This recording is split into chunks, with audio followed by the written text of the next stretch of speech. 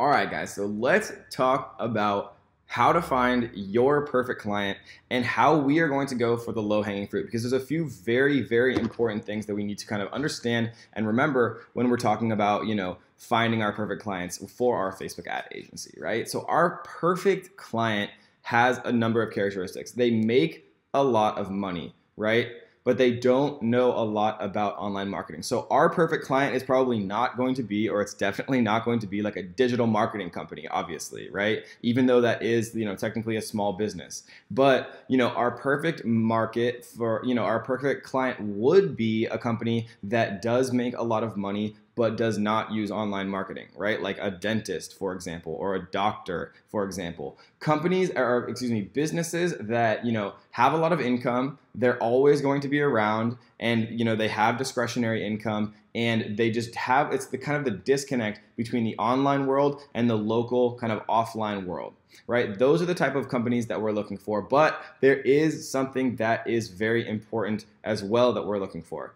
Our perfect client is somebody who's already spent at some point some type of money on some type of ad, right? Because it's incredibly important to understand this next point.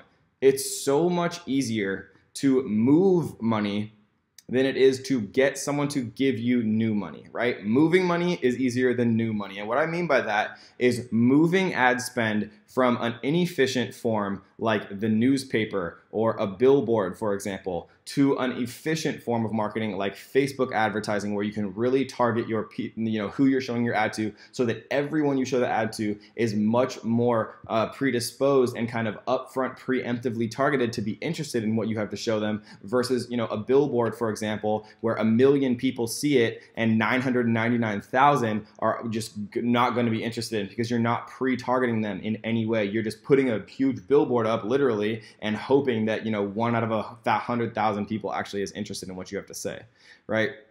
And so moving money is easier than new money. And what I mean by that, just to kind of close the point, is a mom and pop restaurant shop, like a little Italian restaurant with like 3 tables in it, who's never used any ads in their entire life. They just, have their shop there. They've had it there for 50 years. They don't make a lot of money. They make enough money to survive. They're not going to be clients, even though they kind of do fit, the small business that doesn't have any Facebook presence or, any online marketing experience. They just aren't making enough money, and they probably have never spent money on ads before in their lives, right? And so how do you know if companies have spent money on advertisements before? So one of the cool ways, and we're going to talk about this later a little bit more in depth, but one of the cool ways that I like to figure it out is by literally looking at ads, right? You can open up the morning newspaper and you can literally see who is advertising, and you can see their phone number, and you can call them and say, hey, like, how's your advertisement going with your newspaper? Is it like obviously performing well? Like, what's your return on investment for your ad spend? And they're going to have no idea, and they're probably going to think you're freaking crazy.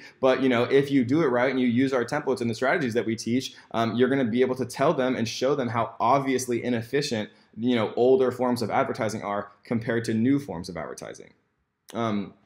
Because it's just so much easier. Like, for example, one of our students was assigned a real estate agent to help them find new people who wanted to buy their first home in the city that they lived in. And, real estate agents, like a lot of small business owners, guys, don't understand Facebook ads, and they don't understand how efficient and how beautiful it can be and how unbelievably profitable it can be, because they know about real estate. They know about houses. They know their market. They know, contractors. They know, which neighborhoods are nice, because they've been doing it for years and years and years, and they've built up their own business, but they're focusing on that. They're not focusing on the marketing aspect, especially on, Facebook, for example. And so what happened was that real estate agent spent $1,000 to advertise on Zillow, right? And they got 1 lead from that, from $1,000 of ad spend, right? And, I was talking to one of our students, and it was funny because, we usually get real estate leads for between, $4 and $11 for a real estate lead, each one, right? Between 4 and 11. So, let's just estimate really conservatively that it was $10 a lead. That'd still be 100 leads, literally versus 1, and that would be 100 very targeted leads, not just like random people off the street, right? 100 very targeted leads who clicked through on our advertisement, filled out our advertisement form, we pixeled them, got them into a custom audience, right? Got them into a potential lookalike audience from that to then further, continue the snowball effect of creating profitable, long-term scalable Facebook ads. And so, literally showing them 100x return versus what they had been doing, that's a very easy sale compared to, again, like a mom and pop restaurant who just barely have enough money to kind of support themselves and things like that. And so what we're going to do, guys, is we are going to go for the low-hanging fruit. And so the following is not by any means an exhaustive list. This is really just a good place to start. This isn't saying that anything not on this list is a bad idea, because I'm sure there are a lot of great ideas, and I'll continue to add to this, and if you find a great business that you signed on and brought on with a monthly retainer and things like that, and you've had some success kind of finding more in that same niche, please post in the private student group, because we'd love to hear about new quote unquote low hanging fruit that we're not considering on this list, and so I can add them, and so we can give people more kind of value that they can then use to go out and target these businesses. So gyms are a great one, right? Because gyms are a very kind of affluent niche. To own a gym is normally expensive, especially the larger ones. One of another person who won a 2 Comma Club award, and I think they won actually an 8-figure award too. What they do is they sell a course on how to open a successful gym, and they did like $10 million in revenue or something in some crazy short amount of time, because gyms have a lot of discretionary income, right? To open a gym is expensive, and so if you do advertising for gyms and you're doing it in the right way, right, getting people kind of in the door, which we're going to show you exactly how to do, what funnels we use, the offers that we're going to talk about, we're going to show you exactly how to get people to sign up and actually call in, and we're going to show you exactly how to prove to these businesses that those leads were from you, right? Because every time that somebody calls into a gym and says, Kevin referred me, like I saw Kevin's ad on Facebook, even hearing that one time, guys, is going to make your $1,000 a month so worth it to these business owners. I can't even describe it to you enough. And so how we set this up is in a very specific way to make sure that they know that these leads and these people and this new business and this new profit is a direct is directly coming from our advertising efforts. Right, so gyms are great. Dentists, I use the dentist example a lot just because dentists are seriously like so perfect for this business model. They're so antiquated in a lot of ways. They're very cash-rich businesses. Dentists always have a very healthy cash flow, and getting new business for them, keeping the dentist chair full is very profitable, right? Because every second that the dentist chairs are empty, they're still paying the nurses, they're still paying all of the kind of staff and overhead, but they're not getting paid for that time. And so dentists always need new customers. Orthodontists are the same, right? Doctors, again, very cash-rich businesses, and getting new kind of clients to doctors is a very lifetime type of customer. Because some of the differences here, guys, is like a dentist and a doctor, for example, assuming people don't like move to a different place and the doctor's not like a friggin' like witch doctor or like cutting your like pinky off while you're like asleep or something crazy, right? You're not going to switch dentists or doctors. You literally are lifetime customers, and that's when the value ladder really starts to shine, and you have to get better and better at kind of being able to describe the lifetime value and the benefit of the value ladder to your business owners when you're telling them how profitable each new lead can actually be for them, right? And gyms are not as much like that. People don't really go to gyms for life, but dentists and doctors do. Right, plumbers are a good one. Also, plumbers are very cash rich. I mean, plumbers make a ridiculous amount of money. I don't know if you've ever called a plumber, but it's like they come and do like one tiny thing, and all of a sudden it's like $500, and I'm like, what? Like, but I always pay it, and that's that's what happens. Electricians, real estate agents, like we just talked about, right? Spending $1,000 on Zillow for one lead when we could literally get 100 times that many, probably better, higher quality leads using Facebook ads. Attorneys, right? MMA gyms, right? CrossFit, same. Karate, martial arts, surgeons, accountants, right? Or financial services.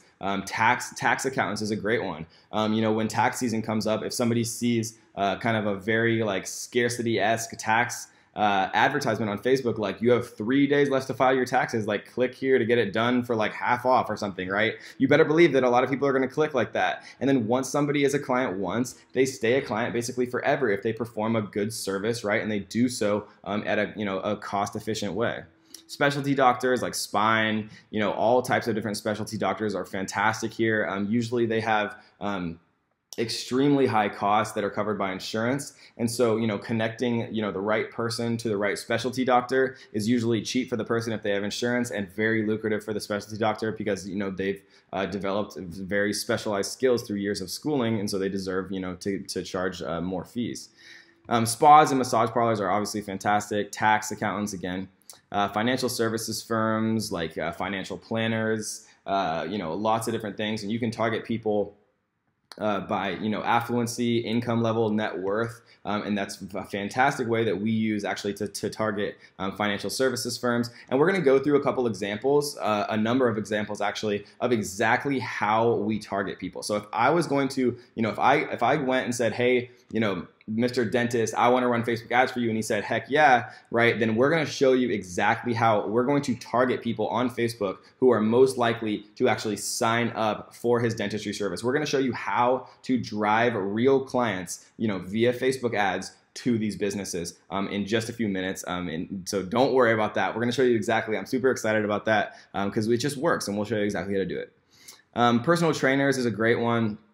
Personal trainers and weight loss and fitness is always a perennial huge moneymaker on Facebook. People are constantly trying to get in better shape, feel better, and things like that. CrossFit gyms we talked about. Restaurants, again, you want to be careful here because restaurants, you don't want the mom and pop shops, but you do big restaurants, large restaurants, bars and clubs and things like that that have a little bit larger budgets. Obviously, you don't want to go after like the Chinese store that has like one table that's the size of a closet, but going after like a huge grand opening, restaurant that's brand new downtown might be a good one for you, right? And these ones aren't necessarily as kind of perennial. Maybe they need you just for the grand opening, but then, you can maybe negotiate to charge more up front and things like that. We've negotiated all different types of deals. Don't think that, when we go over the how to charge people, that's like set in stone. It's just kind of a base template for you to work off of, just so you can kind of understand, what's normal to charge, just so you have kind of a baseline. But as you start to get more and more clients